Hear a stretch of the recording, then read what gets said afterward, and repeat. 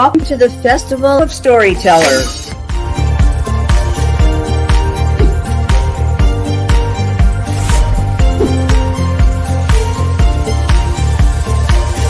I thank everybody that's involved with this process because we know writers need readers and writers need publishers.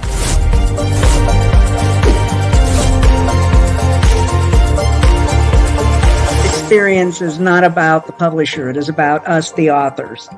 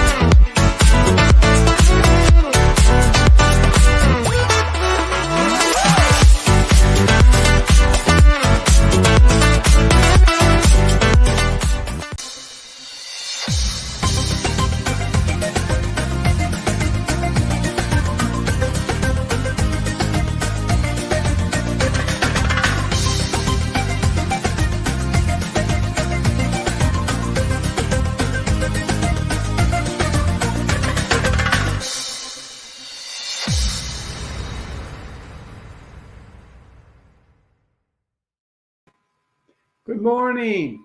Glad to be back again. Reverend Michael Lavery here. My book, Lucius, A Soldier's Journey. Just speaking on Lucius yesterday, we kind of talked about his early life, things that developed his character. Today we're going to pick up at the very end of chapter 1.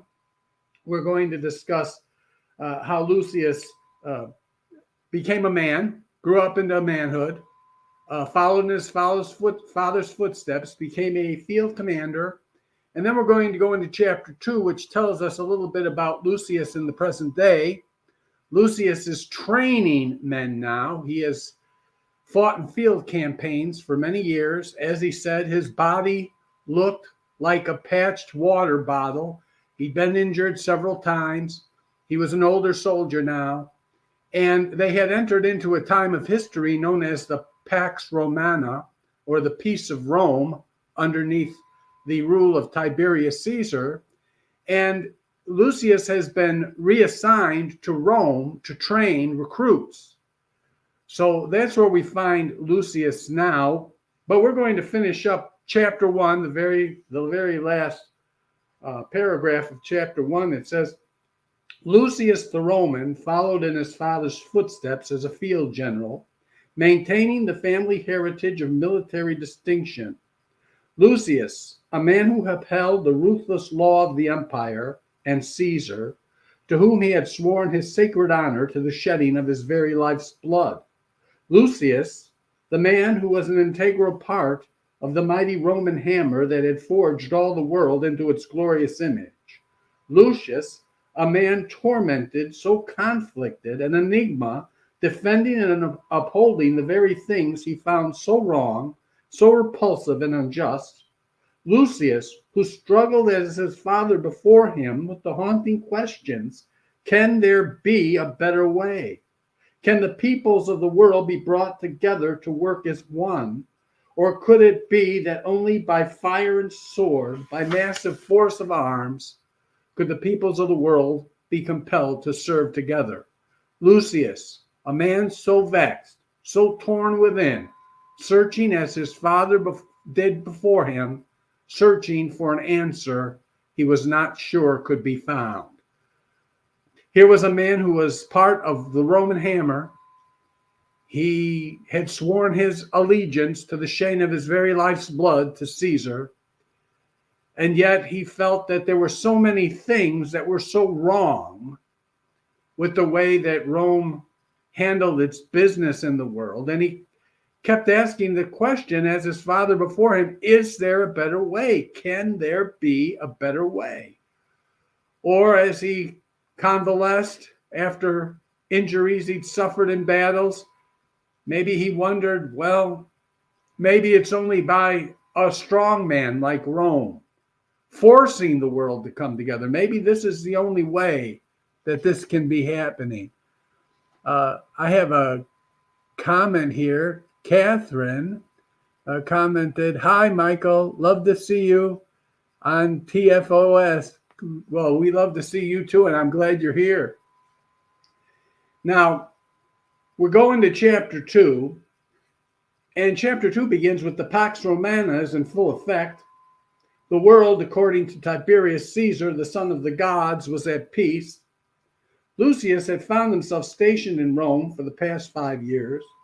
He believed, due to his advanced age and body that had endured many a battle scar, Rome would probably be his final posting.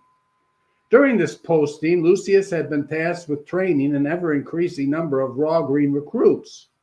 Lucius found it rather odd that in a time of peace, the number of recruits had risen so dramatically. However, Lucius was a soldier, and as such, it was not his place to question. His battlefield experience had best suited him for whipping raw recruits into a fighting force. I have a Montique Watson comments, hello, Montique. So we're looking here, and we're seeing during his posting, Lucius found it quite odd. He was given the responsibility of training young soldiers, raw green recruits.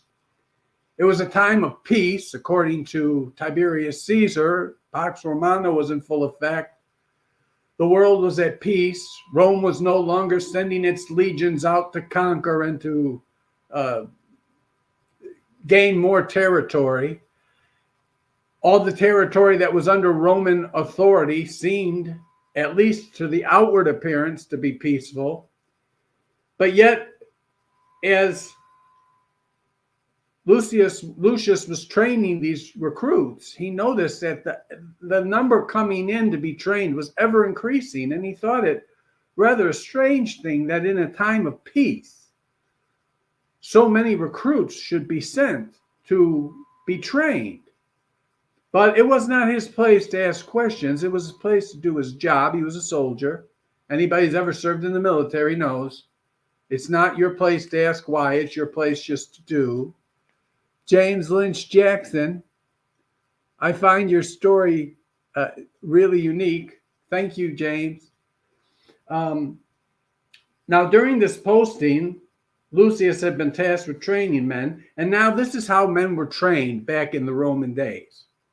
If any of you out there listening have ever been in the military, this may bring back some memories of those glorious days when you enjoyed boot camp so much. Here we go. When training recruits, the first order of business was to transfer mama's boys into hard physical specimens. This could only be accomplished with rigorous physical exercise. Each day, for many hours, young men were subjected to torturous physical rigor, running for miles in blazing heat, climbing walls with a 70-pound pack lashed to their back, scaling steep cliffs in full battle gear, lifting weights until your arms and shoulders were numb. To all these rigors, Lucius applied himself. He pushed his battered body to the breaking point. He refused to require any recruit to do something he could not. So Lucius was not one of these fellows who'd come in and sit down with a latte and torture his men. When he led these exercise regimens, when he led these field marches, when he led these climbing escarpments with 70-pound packs on your back, he led them. He didn't tell the men go up. He went up first, and he showed them how it was done. Despite his physical battering that he had, he would not allow any recruit. He would not ask any recruit to do something that he himself could not do. Lucius was a general's general. He led from the front, not from the rear. From the Roman to recruit arrived, strict military discipline was enforced. Complaints of any sort were dealt with harshly. The food, the barracks, the torture of training were all to be endured without complaint. Men had to learn how to respond to direct orders without question. The words of your commanding officer were to be treated as the voice of the gods. Once a young recruit was hardened, he was trained in the use of implements of modern warfare. Then came the hardest of all training, the understanding of military tactics. A soldier could be the strongest, the best with a sword, pike, or dagger, but if he could not function in the framework of the legion, he and all those around him would not last long in battle. The Romans did not invent the act of war. They simply perfected it. The Greeks developed the phalanx, a battle-tested and proven formation. With the phalanx, 300 Spartans, under the command of their king Leonidas, defended the Thermopylae Pass against tens of thousands. The phalanx, while an excellent battle formation, had its weaknesses. 6,000 Greeks deployed in a long defensive line, bristling with spears and swords, would be very difficult to breach. However, it could be flanked, and while effective on a level battlefield, the phalanx was most ineffective on rolling battlefields. A rolling hilly landscape would render the phalanx useless. The Roman legion was a refit of the Greek phalanx. A Roman legion would consist of between 4,000 to 6,000 men. These men were divided into units called manipli. A manipli would consist of a line of 10 men wide and about 6 to 12 men deep. The legion would advance in 3 lines of 10 manipli each, and this would make the legion far more fluid in its deployment when compared to the very rigid phalanx. The manipli could be pivoted and reconfigured as the battle might dictate. Teaching raw recruits how to function in such a deployment would take an experienced, battle-tested veteran. It was for this cause that Lucius was chosen for the post. Rome was unlike so many other civilizations before it, whose armies were bent on destruction, leaving their enemies in ruins. The Romans' desire was always to use the conquered and subjugated territories for the good of the empire. The Roman soldier not only had to know how to kill and destroy, but how to build. Roads for trade had to be constructed to bind the empire together. Forts and defensive works had to be constructed. City walls had to be repaired and fortified. Aqueducts to bring mountain water to once barren fields had to be built. These works were all accomplished by Roman soldiers. So we see here the Roman soldier had to learn, number one, he had to turn his body into a hardened instrument of war. This was done by rigorous physical activity. Iva Bugsy commented, "This was a potential to be a great movie." Well, thank you. If I mess up your name, please forgive me. I don't mean to. Sometimes I have difficulty reading. My eyes aren't so good. So if I mess up your name, please forgive me. Bear with me. Roman soldiers not only had to learn how to fight, they not only had to learn how to use implements of war, they not only had to learn how to use very sophisticated battle strategies. The Roman legion was a really complicated. These manipli were literally pivoted, and you had to learn how to understand and obey commands immediately and respond. All these things were important to the conquering aspect of the Roman hammer. But Rome, unlike many other civilizations, Ethan Lee commented, "It's interesting to encounter historical fiction set in the time of Jesus." Yes, it is. It is interesting to see what the world was like. And when I look back and I see what the world was like back in the time of Jesus, it really is not much. It's not unlike it is today, really. I think if you could bring men like Julius Caesar, uh, Alexander the Great, Ramses the Great, if you could bring these men back today, bring them back right now to this day and age, I think you could put these men in Washington, D.C., and they'd fit right in. I think they would fit right in and not miss a beat, because things aren't that different. We like to say, oh, things are so much different now. The only thing that's changed is technology. But people and the way people think really hasn't changed. That's why when we see the things happening in our culture today and we say, oh, these things have never happened before. They're as old as antiquity. These concepts we have today, they're not new. We like to think they're new. We like to think that these are things that started back in the 60s, but they aren't. They're as old as antiquity itself. Jennifer Jackson commented, I'm grateful to have listened to this live talk. Well, we're grateful that you listened in, Jennifer. Thank you. And now we look and we see, here we have these men. They are trained to kill. They are trained to conquer. They are trained to destroy. But one very interesting thing is the Roman soldier was also trained to be a builder. Because when Rome conquered a territory, they didn't conquer it and then leave it smashed. Every territory, every subjugated state had potential for helping strengthen the empire itself.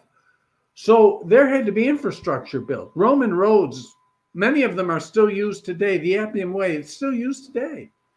Roman roads were the best ever in the ancient world. They were built by Roman soldiers to connect. They didn't call in, construction crews from Rome. The Roman soldiers who were on site built those roads.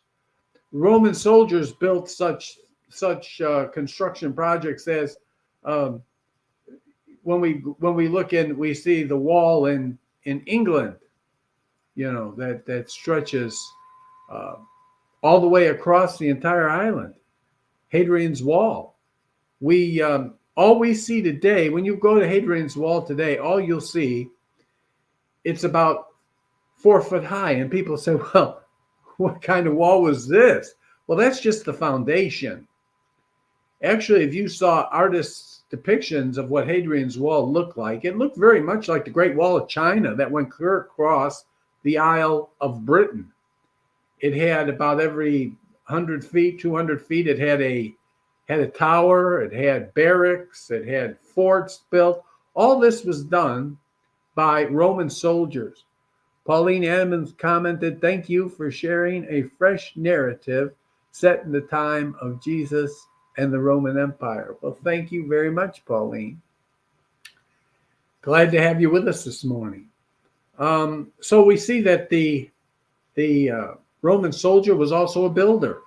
Those aqueducts you see built all over the empire, every place Rome had set its footprint. What did you find? You found aqueducts.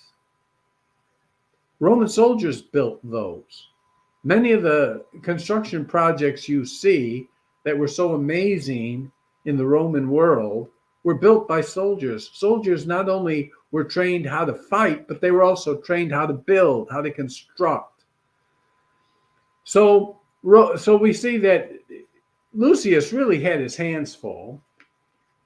And we go and we see that now we see Lucius in the evenings after a day of rigor on the parade grounds, teaching these men, instructing these men, working with these men. When evening came, the evenings at the training compound often found Lucius and his fellow officers discussing the day's events over a glass of wine. The officers' mess often proved an enjoyable distraction from the grind of the training fields. The officers' mess was a rather intimate setting. The men felt at ease to speak freely on a wide range of topics. Oh, Monique Watson commented, love the book. Thank you, Monique. The topic of greatest concern in recent days seemed to be the constantly growing number of recruits. It seemed odd that in a time of such peace, so many men were being trained for service. If indeed the empire enjoyed such peace and prosperity, why was there a need for so many fighting men? Even more alarming were the rumors that circulated. It was going around that some of them might very soon be reassigned. The reason for such rumors was not readily comprehensible, seeing there had been no reports of anything out of the ordinary. However, in the coming days, what was deemed a rumor by most would become a reality to one. So we see there was talk of some of the officers being reassigned to other posts. And this was very concerning because, of course, everybody was told this was a time of peace. So you'd think in a time of peace, there'd be kind of a stand down of the military. But instead of a stand down, more and more and more and more recruits were being sent in. This was something that troubled many of the officers that were training these men. Why are so many, if this is a time of peace, why are there so many recruits being trained? And then, of course, now there is scuttlebutt among the officers that some men might actually be reassigned to different posts. And this caused a great deal of concern. Of course, soldiers have not changed. There's nobody who prays for peace as much as a soldier does. These men, now they've come to a point where there's peace, but yet they're questioning, is there really peace? Because we're training so many men. Josiah Felton commented, "Your insights are a literary feast for the mind." Well, thank you very much. That's very kind of you to say. So one night during officers' mess, the valet of the commander, Licinius, appeared at the door. Uh-oh. They're all sitting there. They're having some wine. They're talking around the table, and all of a sudden they see the valet for the commander of the compound enter the room. One of the officers poked Lucius in the side with his elbow. "Would you look at that, old spit and shine himself. The old man's valet. I wonder what he wants." The young soldier scanned the room until his gaze fastened itself upon the table where Lucius and his comrades sat. A sense of apprehension filled each man as with steady stride the valet made his way toward them. He stopped at the head of their table and saluted smartly. The men rose and returned his salute. With a voice that sounded less like a voice and more like a trumpet blast, the young man announced, "Commander Licinius requests the presence of General Lucius in his quarters immediately." Lucius responded, "Tell the good commander I come." "Very well, sir," came the response. With his mission accomplished, the young soldier wielded smartly and marched out. The valet had no sooner left the mess hall when the table erupted in speculation. "Why you, Lucius?" was the query on every man's lips. "I told the commander I come, so let me go. And when I know myself, I then can tell you." In less than 5 minutes, Lucius stood at the commander's door. Upon knocking, he heard the voice of his old friend bid him enter. "Lucius!" the commander exclaimed, with hand outstretched and a broad smile upon his face. "Lucius, you old war horse! Prompt as usual. Sit down and rest yourself.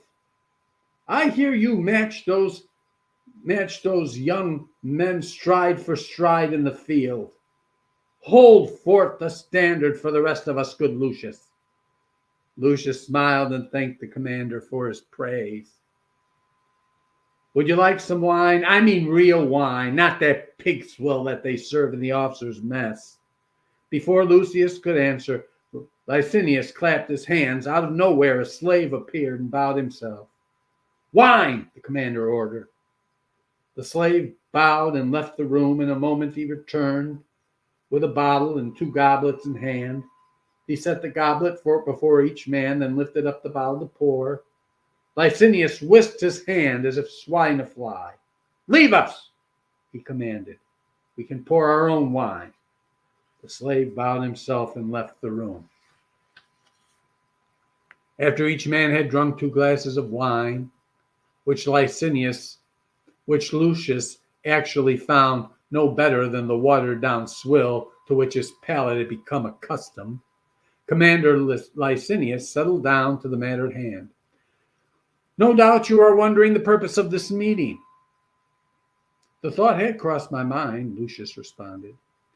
Apart from the sharing of some fond old memories, I have a matter of urgent business to discuss. Suddenly, Lucius noticed an uneasiness come over the commander. His entire demeanor had changed. It was as if he struggled to find the right words. After a brief, uneasy pause, the commander finally admitted, "There's no easy way to say this, Lucius, my friend. You're being reassigned." Lucius sat expressionless across the table. "Where and when?" was his answer. "I can answer one of those questions. The other is still being decided." Lucius inquired, "Which can you answer?" "I can answer the where," was the response. "Lucius, we need a man of your experience to command troops in a very troubled region of the empire." Now Lucius responded. "Wait!" Lucius answered abruptly. "Did you say troubled region of the empire?" "Licinius, my dear friend, according to our glorious emperor, the world is at peace. If indeed the world is at peace, there should be no troubled regions." For the first time in their discourse, Lucius noticed an irritability in the voice of Licinius. "Don't be flippant about this, Lucius. The empire is in real trouble. This is why we must send you to a region known as Israel." Lucius pondered for a moment, saying nothing. Licinius sat and waited for some response. When none came forth, he inquired, "Well, Lucius, what do you think?" "If my memory serves me correctly, Israel is a subjugated territory, is it not?" "You are correct in this," Licinius responded. Then he began to brief Lucius concerning the conditions. "The area of the empire has become a graveyard for budding aspirations of many a young Roman politician." Then he sat back in his chair and had a hearty laugh for himself. "I fail to see the humor," quipped Lucius. Licinius apologized and said, "These Jews that inhabit the land have a long and storied history as a fighting people. The Jew is also known for his stiff-necked opposition to all who have tried to rule him. I dare say when the whole thing finally comes to a head, we will be forced to crush their resistance." Lucius sat up straight in his chair. "Is that the purpose of my going? Have I been chosen to be the hammer to smash a people into submission?" Licinius laughed yet again. No, dear friend. Your job will be to bolster the sagging morale of the troops. You will also assist that poor fool, Pontius Pilate, our appointed governor. Why do you refer to the governor as a fool? Licinius became very sullen as he explained. Pilate was a great soldier, good leader, much like you, Lucius. He was a determined fighter. Somewhere along the line, good Pontius entertained the foolish notion that he had figured out the complex problems that confronted the empire. Perhaps he felt as governor, then as a senator, and possibly even a Caesar, he could effect changes that would bring tranquility to the empire. I have seen so many soldiers have great promise, leave the corps to become politicians and then disappear. Why would they leave an aspiring military career for politics, Lucius mused. I guess they tire of the constant bloodletting. It seems the more blood let, the more blood we are called upon to let. Eva K. commented, "This is a great action-packed book. Looking forward for the rest of the story." It's a good story. I think you'll like it. Thank you. Stay tuned, Eva. I'm going to be on for 10 days. We'll get to the real meat of the matter. Right now, we're just kind of setting the table. We can see, God is sovereign. And when somebody really wants to know truth, God is going to allow them to find it. This reassignment, Lucius may not recognize it at this present time, but this is really God's sovereign way of opening the door so that Lucius can get to a place where he can meet the one who is truth personified. Well, I'll tell you what, we've reached the end of our 30 minutes. I've enjoyed it so much. The time just flies. I've enjoyed it so much talking with you, and I thank you so much for being with me. My website is on, if you'll look on the bottom there, my website is posted. The name of my book, Lucius the Soldier's Journey, is posted, and where you can get it. You can get it from, well, of course, you can get it from Reader's Magnet. You can get it from Amazon. You can also get it at Barnes & Noble. So I sure do appreciate you. Thank you so much. I'll be back tomorrow. You'll get to see this ugly mug again tomorrow. We'll talk a little bit. We'll finish up where we're at now with Lucius being reassigned. And then we'll talk a little bit about a very touchy subject about slavery in the Roman Empire.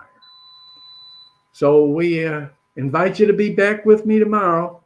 I thank you very much. God bless you and have a great day.